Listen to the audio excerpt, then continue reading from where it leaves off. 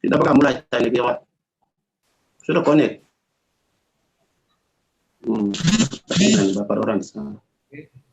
Nanti ini tutup pintu di depan mah.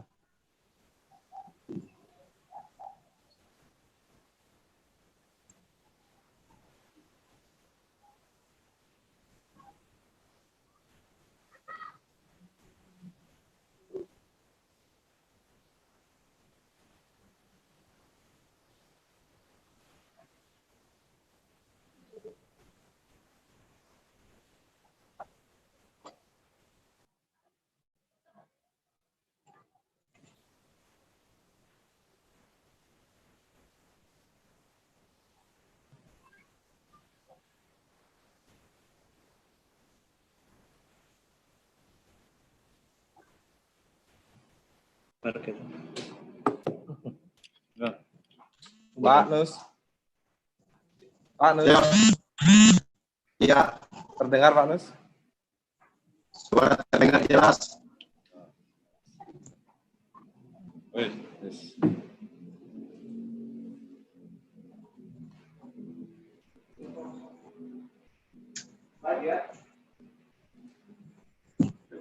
Saya manggilnya apa ini Pak? Selamat siang. Siap.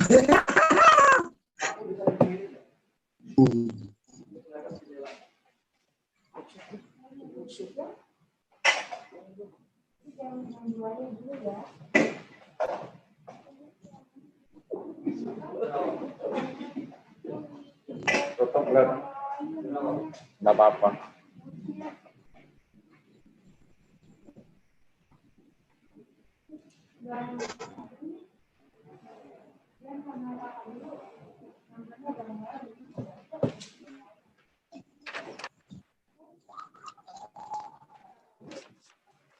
Selamat siang, Manus. Selamat siang. Bisa kita mulai obrolan yang sahabat pembelajar. Siang ini kita bertemu kembali dalam acara obrolan cerdas penyuluh hukum, BPSDM Hukum dan HAM. Kali ini kita sudah bergabung dengan kami Bapak Nus Gobaeng, penyuluh hukum dari Kantor Wilayah Kementerian Hukum dan HAM Papua. Selamat siang, Pak Nus. Selamat siang. Selamat siang. Pak Nus, ya. Untuk siang ini kita akan ngobrol santai, Pak Nus, tentang masalah bullying di lingkungan sekolah, Pak Nus. Iya. Nah, terutama untuk usia-usia anak ya, Pak Nus. Ini iya. sangat rentan sekali terhadap bullying dan susah kita cegah, susah kita pantau, dan bahkan dari para pendidik pun susah mantaunya. Ya. Kalau menurut Pak Nus sendiri, apa itu bullying? Baik, selamat siang para pemirsa sekalian. Shalom. Selamat siang. Izin apa dengan nama? Fata Pak Nus. FATA dari Humas. FATA, siap. Apa? Ya. Pertanyaan seperti ini, pengertian bullying itu pemakaian kekejaman, intimidasi ataupun tekanan, perbuatan tidak baik untuk menyelewengkan ataupun mengintimidasi yang dilakukan oleh seseorang, bahkan lebih kepada orang lain. Hal tersebut bisa saja seperti mencela secara lisan ataupun suatu tekanan, kekejaman fisik, dan dapat dihadapkan pada korban tertentu. Sebentar Pak Nus, suara ya. Maaf Pak Nus, ini suaranya agak terputus-putus. Iya. Nah, Saya juga terputus-putus. Terputus-putus Pak Nus ya? Iya, agak kurang jernih ya? Iya, kurang jernih. Sebentar Pak Nus. Pak Nus, kalau misalnya tidak pakai earphone bisa dicoba Pak? Dicabut menggunakan suara yang ya, earphone-nya dicabut dari komputer saja bisa, coba. Oh ya, coba ya. Coba suaranya dari komputer langsung. Oke, ya.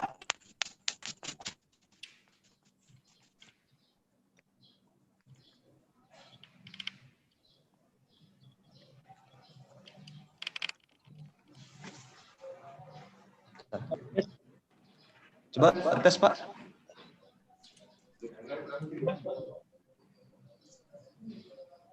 Iya, coba tes suara Pak.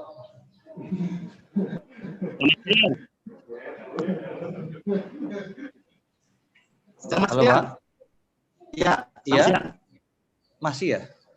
Masih putus Pak ya? Masih putus. Lebih jelas mana yang tadi Mas? Mas Wata. Masih putus Pak Nus? Oh, sudah kedengaran baik. Udah lumayan. Lumayan.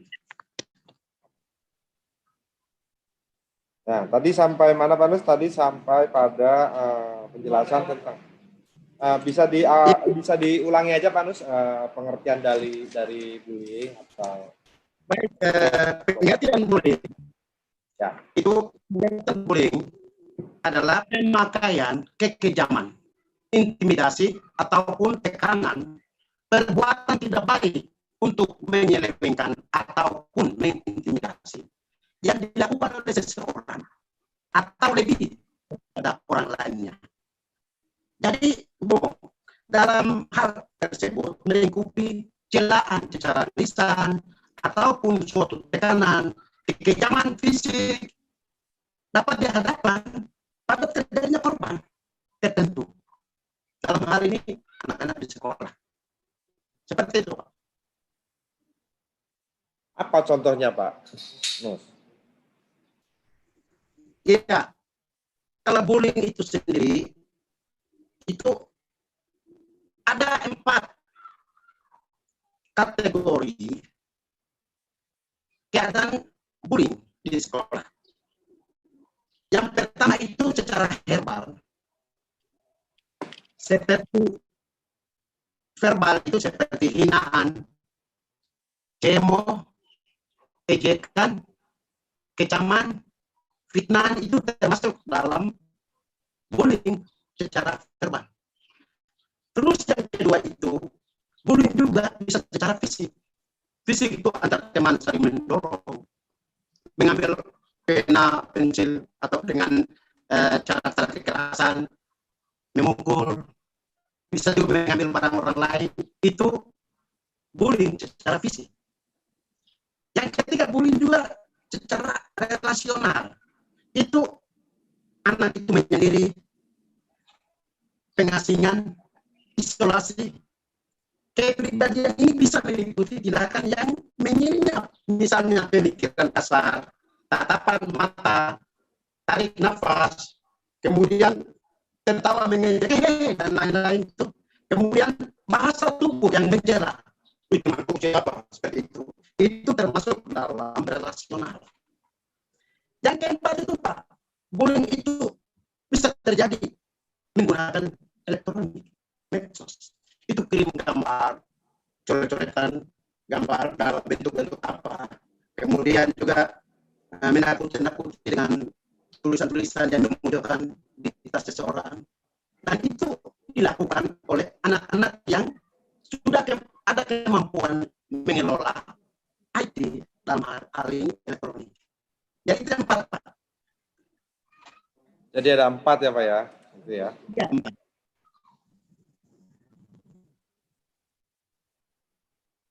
Putus-putus masih ya. Itu kalau itu bisakah korban melakukan laporan-laporan atas tindakan bullying itu bisa nggak korban Pak untuk melaporkan kepada pihak-pihak yang berwenang untuk melaporkan tindakan dari para pembuli itu? Iya, itu bisa saja. Ini ada solusi mencegah bullying. Itu salah satunya adalah orang tua dari anak tersebut di rumah. Sangat penting bagi suami istri untuk satu suara dalam menangani permasalahan yang dihadapi anak-anak di sekolah. Yang kedua itu pelajari dan kenali karakter anak kita di sekolah. Kemudian yang ketiga itu jalin komunikasi dengan anak, itu harus baik. Yang keempat itu jangan terlalu cepat ikut campur. Kenapa? Karena kalau anak itu terjadi persoalan di sekolah, orang tua jangan selalu pergi di sekolah. Karena apa? Anak yang ada di sekolah itu diawasi oleh guru wali kelasnya. Sehingga orang tua itu hanya lakukan pendekatan itu pada saat yang tepat. Sehingga tidak terkesan anak di sekolah itu oleh teman lain itu, oh anak itu selalu orang tuanya datang terus. Sehingga ini pun dia lebih lagi mengalami kondisi fisik yang lemah. Itu Pak. Semacam mediasi ya? Mediasi dari Ya. sekolah ya? Betul. Kemudian bicaralah dengan orang yang tepat. Anak itu di sekolah dia bisa dekati dengan orang-orang teman-teman yang bisa mendorong dia. Yang tabiatnya bagus itu dia bisa dekati di situ sehingga dia mampu menghindar dari pelaku-pelaku bullying tadi. Tentu kemudian anak itu mengalami keadaan bullying yang justru menyebabkan kondisi fisik terganggu karena pemukulan dan lain sebagainya. Itu yang pertama adalah atasi di sekolah dulu antara guru dan anak. Wali kelasnya panggil bicara baik-baik di sekolah dalam bentuk pembinaan di sekolah. Tapi kalau ternyata orang tua menghendaki karena tidaknya pidana proses, lakukan pidana wajib. Begitu Pak. Masih putus-putus Pak Nuh? Putus-putus ini. Putus-putus ya Pak Nuh ya. Tapi saya dengar bagus. Saya dengar, tapi kita juga menerimanya putus-putus Pak Nuh. Tapi Pak Nuh, apa sanksi pidana apabila dari pihak sekolah jalan mediasi sudah tidak bisa atau orang tua juga maunya orang tua itu dipidanakan, apakah sanksi pidana bagi para pembuli itu? Yang kita tahu mungkin Suara putus-putus. Nah, bagi pelaku yang masih di bawah umur, apakah masih bisa kita kenakan sanksi pidana, Bang? Iya. Kalau ketentuan pidana terhadap pelaku bullying itu diatur dalam Undang-Undang Perlindungan Anak, Pak, yaitu Undang-Undang Nomor 23 Tahun 2002. Pada pasal 8 itu bisa dikenakan di situ. Kemudian yang berikut itu diatur dalam KUHP. KUHP kita pasal 363. Kemudian kejahatan bullying itu adalah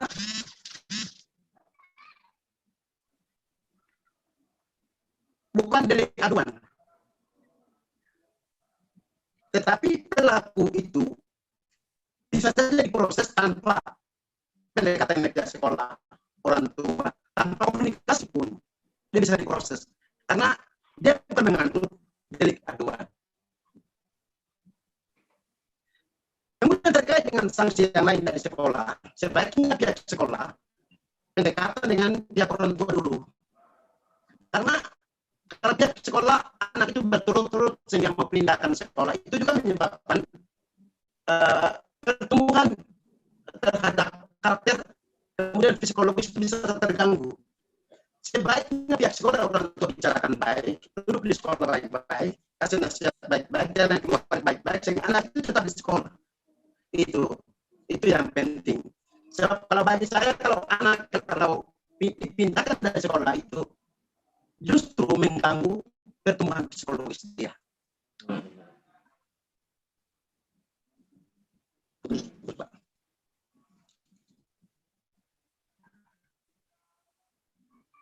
Seperti itu, Pak.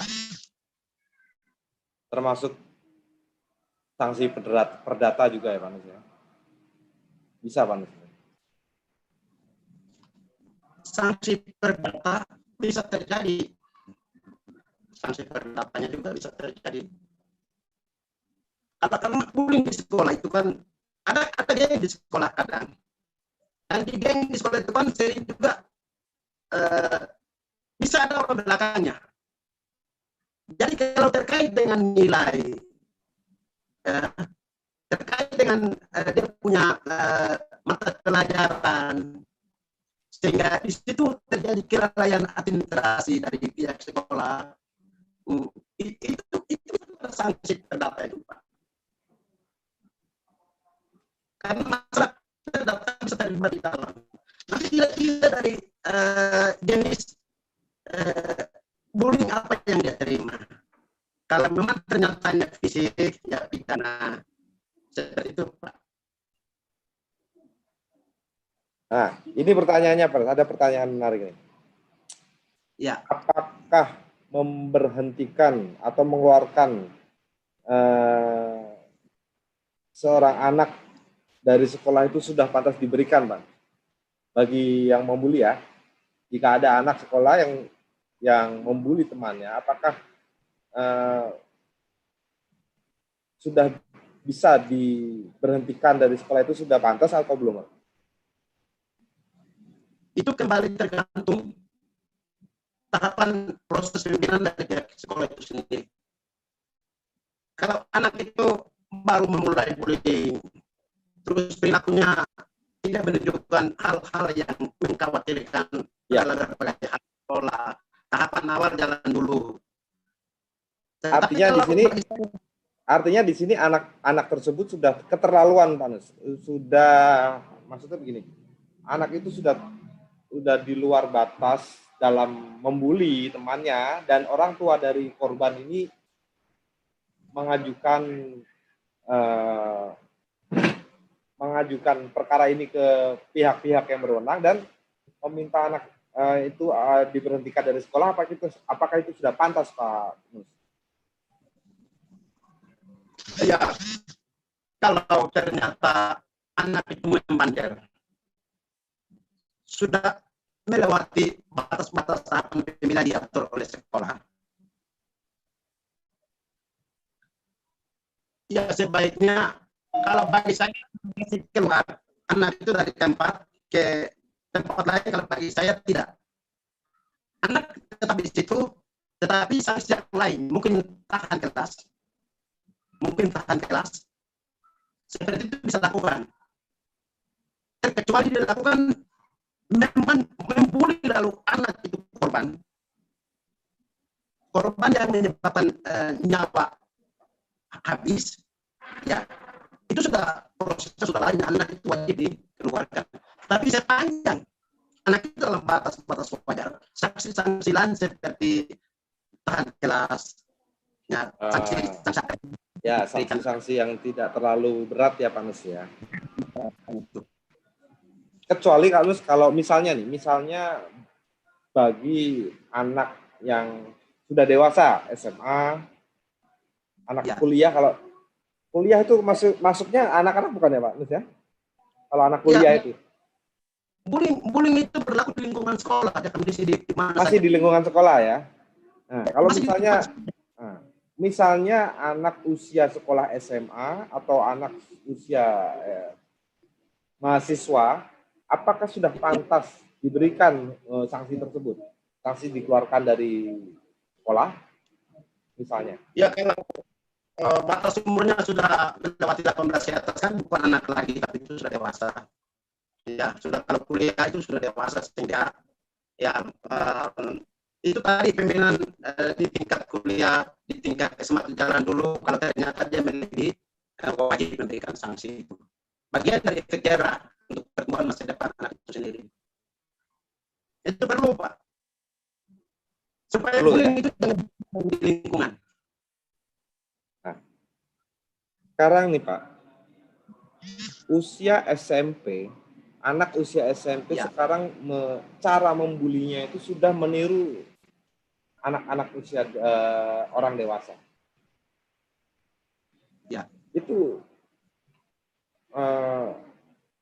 apakah itu bisa Pak masuk ke dalam kategori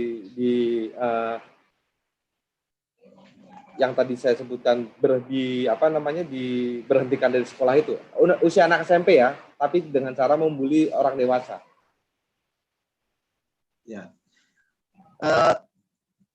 bullying perilaku kekejaman itu sudah menjadi kebiasaan sekolah-sekolah di mana-mana, dan sebelum anak itu masuk ke dalam dunia bullying, karakter bully itu terlibat. Sebaiknya orang tua harus nasihat baik dulu dari rumah. Dekat dia dengan nilai-nilai, ada nilai-nilai rohani baik-baik sampai ke sekolah. Tapi kalau di sekolah itu kan memang guru bisa awasi, dosen bisa awasi. Tapi pergerakan bully itu sering terjadi di luar awasan guru, di lingkungan di situ.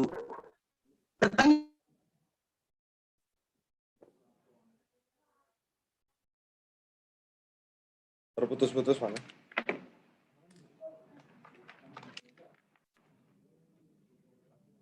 Tadi seperti anak itu normal yang terjadi di anak seperti itu juga termasuk dalam dunia bully.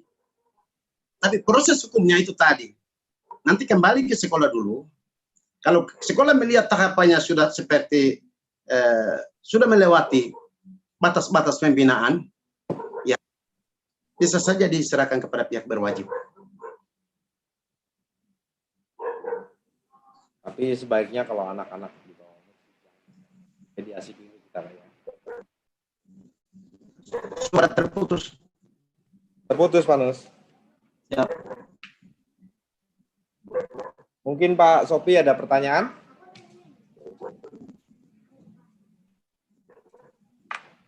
Pak Sopi Ahyar ada pertanyaan mungkin untuk Pak Nus Goba ini? Ya, terima kasih Mas Fata kesempatannya. Pak Nus, izin saya tidak ada suara karena ini kamera kita agak bermasalah pada pagi ini, mohon maaf Pak. Cuma dari tadi saya menyimak dan siap Bapak. Saya dari tadi menyimak dan ada pertanyaan Pak.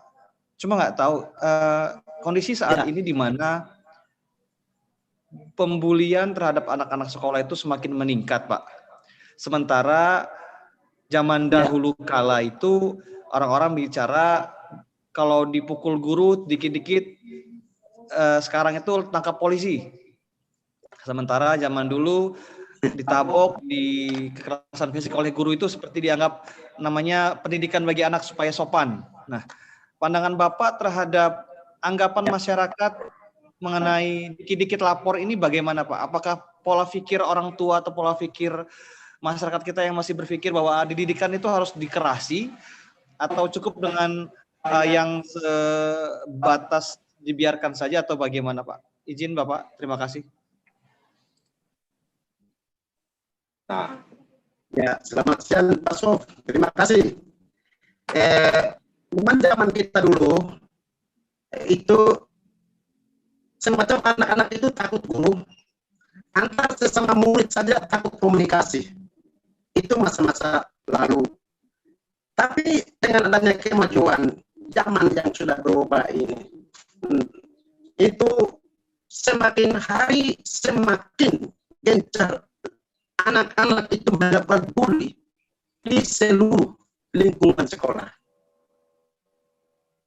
Lalu pertanyaan Bapak Sof, apakah anak-anak itu dibiarkan begitu atau tanggung jawab siapa? Sekarang memang kita sudah bina anak-anak itu dari rumah, bahwa kamu jangan begitu, kamu jangan begini, ada undang-undang ini, ada perlindungan ini, dan lain sebagainya kan sudah berikan. Sampai di sekolah belum tentu dia ketemu anak-anak yang baik, tapi anak-anak yang justru sudah mempunyai pengalaman di dalam melakukan bullying terhadap teman lain. Jadi terkesan ada saling komunikasi itu terjadi di lingkungan sekolah tanpa dilihat oleh guru. Umpama pada saat mereka istirahat atau jam pelajaran saya bisa dua anak dua duduk, mereka dua pura-pura kekerasan. Salah satunya dia duluan pergi, yang berikutnya mungkin 5 menit baru pergi. Itu mereka lakukan bully lagi di lingkungan sekolah apa kelas sekolah. Seperti itu sedang terjadi di lingkungan anak-anak sekolah. Di Papua cukup Pak seperti ini, bully di sekolah. Umpama ada orang-orang, ada anak-anak yang latar belakang orang tuanya adalah cukup dekatnya.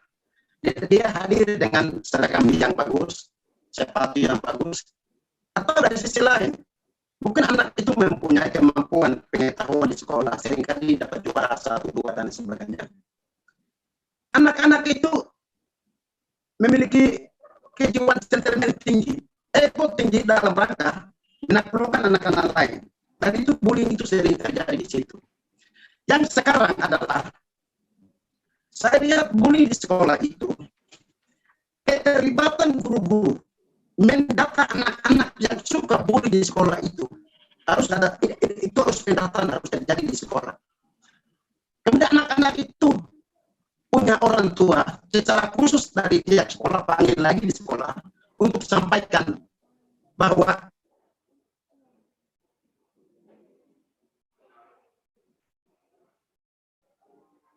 Bapak orang tua di rumah dan guru di sekolah. Kemudian lembaga-lembaga lain ikut terlibat juga dalam bagian ini.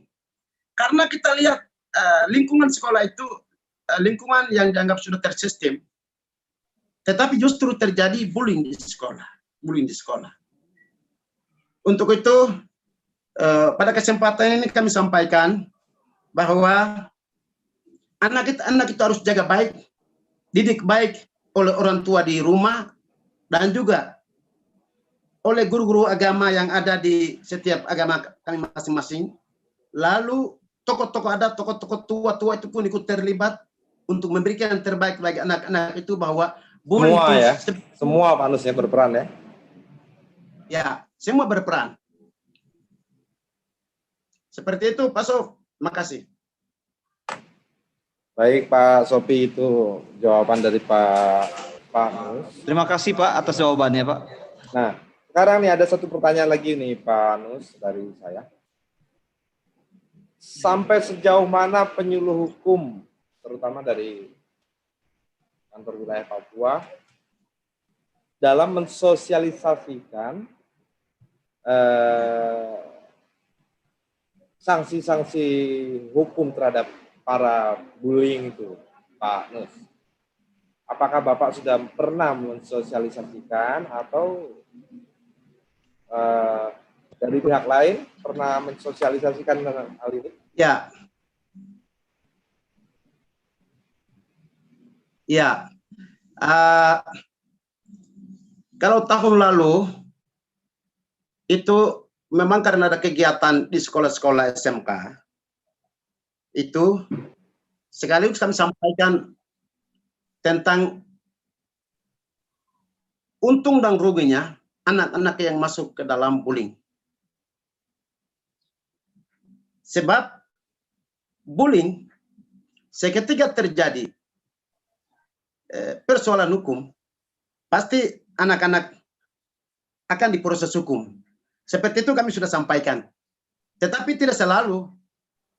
Dalam waktu-waktu yang kami turun ada kegiatan sosialisasi di sekolah, sering kami sampaikan, Pak. Bagian dari tugas kami.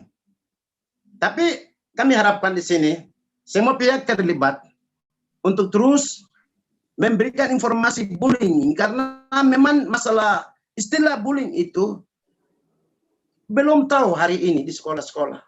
Mereka anggap tawa, terus baku dorong, ambil barang itu anggap biasa. Padahal itu ada sanksi hukumnya. Nah, untuk itulah sehingga ke depan. Itu maksud saya. Itu maksud saya kan orang anak, apalagi usia anak ya, Pak. Ya. Usia anak itu kan tidak mengerti batasan-batasan bully itu seperti apa. Betul. Nah, cara untuk mensosialisasikan supaya mereka mengerti, mereka paham, itu mungkin apakah perlu Bapak untuk sering bersosialisasi baik langsung atau melalui media-media begitu, Pak? Ya, jadi Pak, saya secara pribadi dari sisi jabatan adat juga sebagai kepala suku, terus juga sebagai penyuluh.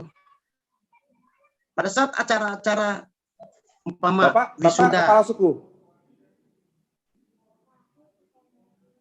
Iya. Wah, itu Bapak Nus kepala suku. Itu tanggung jawabnya besar, Pak, untuk sosialisasi ini, Bapak. Pak Nus Gomay. Pak Nus Gomay ini tanggung jawabnya besar nih, Pak.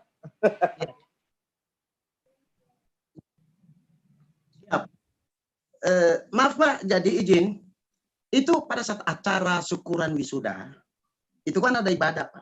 Ibadah. Ya. Dan tentu di situ yang sampaikan sambutan itu pasti kepala suku saya. Itu banyak hal yang saya sudah sampaikan. Dan termasuk bullying itu pun saya sudah sampaikan. Belum lagi aspek-aspek bidang yang lain. Banyak. Jadi bagian tugas saya sebagai kepala suku, saya bersyukur Pak, karena penyuluh dengan kepala suku langsung satu arah jalan untuk sampaikan sosialisasi terkait dengan sejumlah peraturan perundang-undangan. Termasuk ya, bullying ini. Termasuk bullying, betul Pak. Karena ini seperti jadi apa, bisa menjadi penyulut peperangan, penyulut keributan ini Pak, kalau bully itu Pak ya.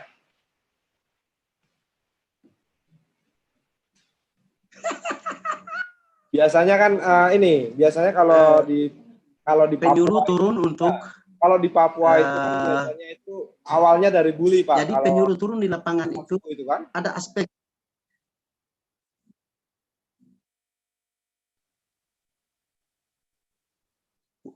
suara putus-putus. Nah, oke Pak. Ya, biasanya berawal dari bully itu muncul suara tidak kelompok Pak.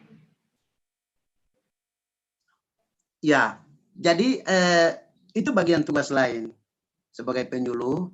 Jadi kalau ada masalah lingkungan masyarakat saya, pasti mereka undang kepala suku untuk selesaikan kan? Pasti juga sambil foto. Itu kan terkait dengan mediasi, terus itu kan terkait dengan tugas-tugas bidang saya sebagai penyuluh juga, cari kumpa.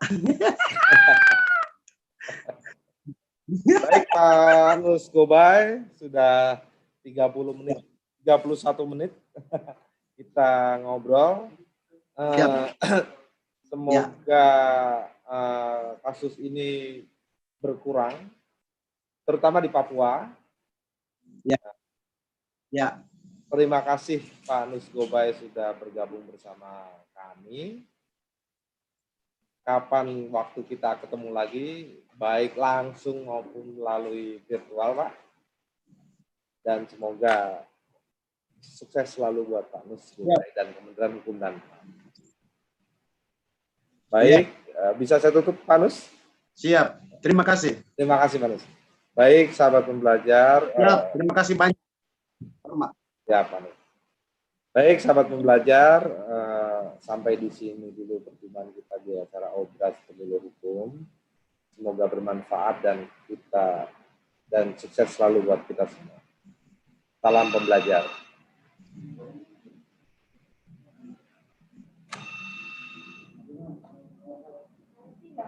Bisa lihat Pak Nus. Terima kasih Pak Nus. Terima kasih. Ya. Live. Oke. Pak Nus, terima kasih. Kami akan kirimkan linknya nanti melalui Mbak Lia, Pak Nus, untuk YouTube-nya. Lagi, Bapak. Terima kasih, Pak. Selamat siang. Sehat-sehat, Pak. Salam untuk keluarga di sana. Salam pembelajar.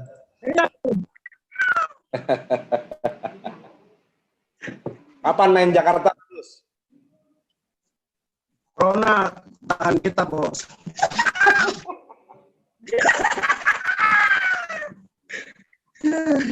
Siap. Izin kami keluar, Pak Nus ya.